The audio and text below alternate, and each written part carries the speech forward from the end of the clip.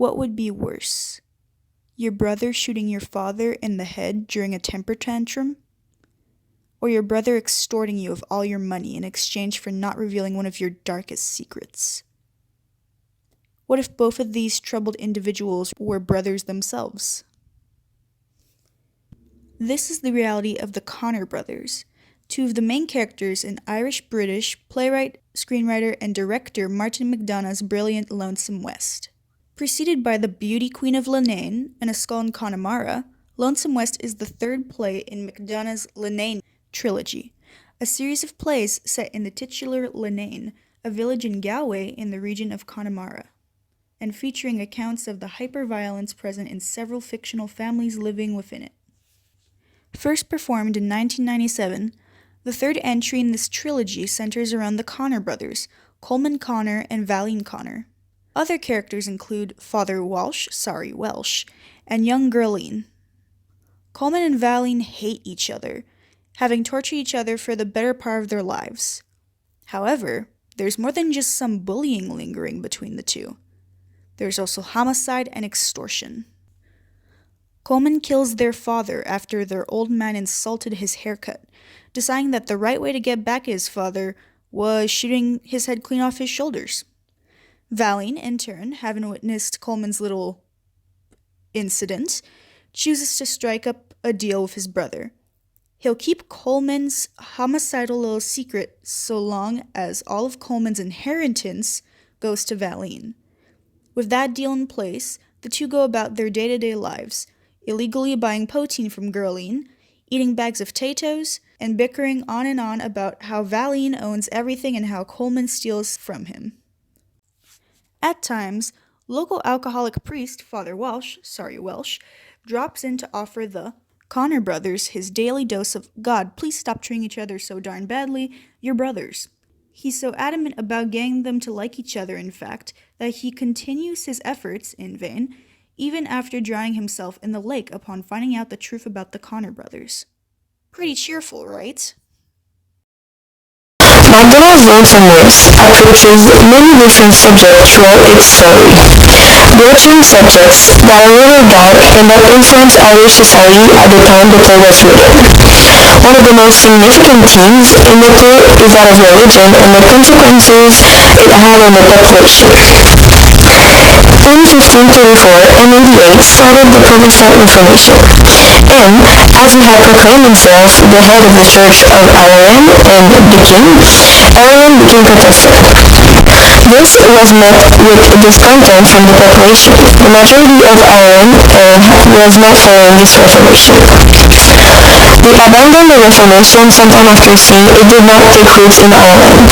However, from 1607 and some years after, many Protestants migrated to Ulster, and this mainly initiated the long fight between Protestants and Roman Catholics in Ireland, which is still present today.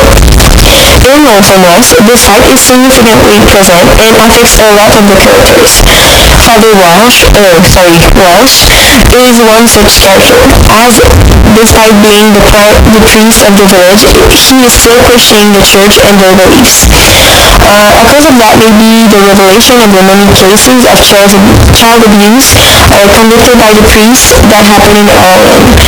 The sex scandal are the cause of the loss of belief in the Catholic Church of Ireland by some part of the population. This can be seen when Valine says to Father Welsh, this to boost his moral.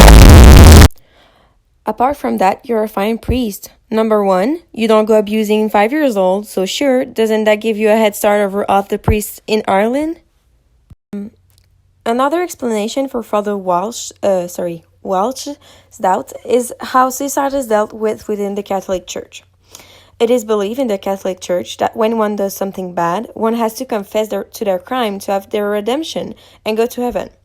However, when a person decides to kill themselves, they cannot confess and receive redemption. Thus, they go directly to hell. Father Welsh questions this concept multiple times throughout the play, most notably when Tom Hanlon kills himself.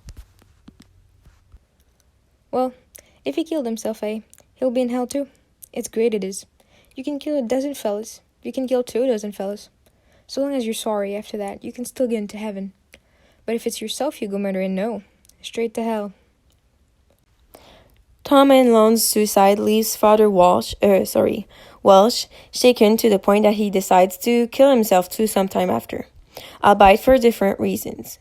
It's clear that religion plays a major role in the play and influenced MacDonagh greatly when writing The Lonesome West. Suicide plays a crucial part in many of MacDonagh's plays, as the writer himself was concerned about the suicide rate of Ireland upon writing his plays. From 1996 to 2006, over 5,000 people committed suicide in the country of Ireland. This high rate of suicide was immensely concerning for many people in Ireland, as this was a much higher number than in the years before. This concern of the Irish people was reflected in MacDonagh's play as two suicides took place: Father Welsh's, and Tom Hanlon's. At some point in the story, Gerline talks to Father Welsh, while they are sitting outside by the lake, and they discuss the previous suicides that have happened in Linane. It's more than Thomas has killed himself here down the years. Do you know, Father? 3 other fellows walked in here, me mam was telling me. Although 2 suicides within the play and 3 preceding it may not seem high, the fact that 5 people in the very small town of Linane have killed themselves makes those 5 seem like a very high amount. The high amount of suicide victims present in the play adequately represents the worry and anxiousness of the Irish people towards that suicide rate, as does the dark humor concerning the topic.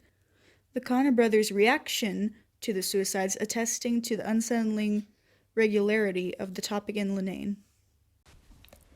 The high death rate isn't entirely attributed to suicide, though, as from the 1960s up until even debatably now, Ireland was part of a violent conflict between itself and Britain. In the story, the relationship between the 2 brothers, Coleman and Valeen, is tense to say the least.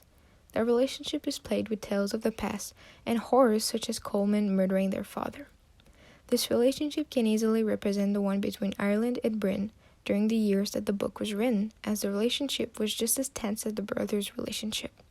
For instance, Valeen can be seen extorting Coleman of all his money and keeping him away from Valeen's possessions. Valeen parallels Britain, taxing Coleman, or Ireland, into poverty and controlling him. What's more is that, throughout the story, the brothers find themselves in a war of sorts, as they are seen constantly battling and arguing, just like the conflict between Ireland and Britain, both of these conflicts sometimes resulting in physical violence. Towards the beginning of the play, one of these fights between Valeen and Coleman happens, Coleman jumping up and grabbing Valeen by the neck, and Valeen reciprocating in the same way. This fight parallels the many conflicts between Ireland and Britain, such as the Downing Street mortar attack. The 2 wars, the familial one in the play and the political one in real life, both experienced a ceasefire. In the play, the brothers agreed to a ceasefire between them after receiving Father Welsh's letter following his suicide. This ceasefire mirrors the 1994 ceasefire between Britain and Ireland that took place after multiple bombings. Despite both of these ceasefires, the relationship between Britain and Ireland is still incredibly tense, the 2 countries being on alert for any bombings and attacks that could happen at their border, especially with the Brexit deal taking place, as it could mean reinstating the hard border between the 2, something that would restart the numerous murderous attack. To get back to the 1990s, the situation was still incredibly tense, as is the relationship between the 2 brothers that eventually boils over before they start fighting again. Furthermore, although feminism may be strangely represented in Lonesome West, traces of feministic criticism may be found within the play. The main source of female empowerment found in the play is Gerline, a strong-willed young woman that is driven and confident in her own personality and capabilities. Gerline was introduced early in the play as she comes into the home of Valeen and Coleman in hopes of selling the brothers some poutine, meaning that she is literally introduced as a businesswoman despite her young age. Valeen agreeing to give her money further demonstrates that she's become a businesswoman and that he, in turn, sees her as such. Valeen. Come in for yourself, Gerline. I'll be taking a couple of bottles of Avia. I'll get me money. By selling her bottles of poutine, the 17-year-old empowers herself by earning money and becoming a self-made businesswoman. Additionally, Geraldine is the only woman to set foot inside the Connor residence throughout the entire play. This fact further demonstrates Geraldine's importance in the play, more mature than Valine and Connor combined, and present after the reveal of Father Walsh's letter. However, while these facts demonstrate that she does hold a certain importance in the play, Welsh, also omits her from his suicide note entirely, even though she greatly cares for him. I read to see if he mentioned me. Not a word. This illustrates that she may not be considered a person in the general consciousness of the village, at least not yet. Her nickname also contains the word girl, further proving that, in the eyes of the author, the character has either not yet matured enough to be a woman despite her wisdom presented throughout the play, or that no matter her age or maturity, she will never rise to be an adult nor a character of prime importance in society. Moreover, this point could be further supported by the fact that this girl is presented as an object of romance throughout the play. Although she does hold some power, most of that comes from being sexualized and fantasized about by the men in the village. For example, by Coleman in the beginning of the play. I said, "Let me have a bottle on tick and I'll be giving you a big kiss now." She said, "If you let me be touching you below, sure you can have a bottle for nothing." The deal was struck then and there. Furthermore, despite being the youngest character in the play, she of course has to be infatuated with one of the other men in the play, namely Father Walsh. Additionally, she uses the money she earned from her poteen selling business to buy him a locket, mentioning after the priest's suicide, "I did order him this heart-on chain out of me Ma'am Freeman's catalog." This chain could very well represent how her strength and power from the entire play as she earned money is thrown away as she spent her money, her power, on locket for a now dead man. If her affection was represented by the said locket, her love now lays in the hands of a dead man, some of her power having dissipated with her money. What more is that Father Walsh's death leaves her as mentally unstable. They talk about putting her somewhere for feck's sake. Violence, religion, greed, and mentions of sexuality. All of these constitute the wonderfully bleak story of MacDonagh's Lonesome West, with subtle, or, well, not so subtle, allusions to the issues that can be found in Irish society, be it in the past or present, and the character of Geraldine becoming rather interesting to say the least when viewed through a feminist lens. Lonesome West will leave you feeling grateful that your siblings aren't quite as bad as Coleman or Valine. Or that you're an only child. That too.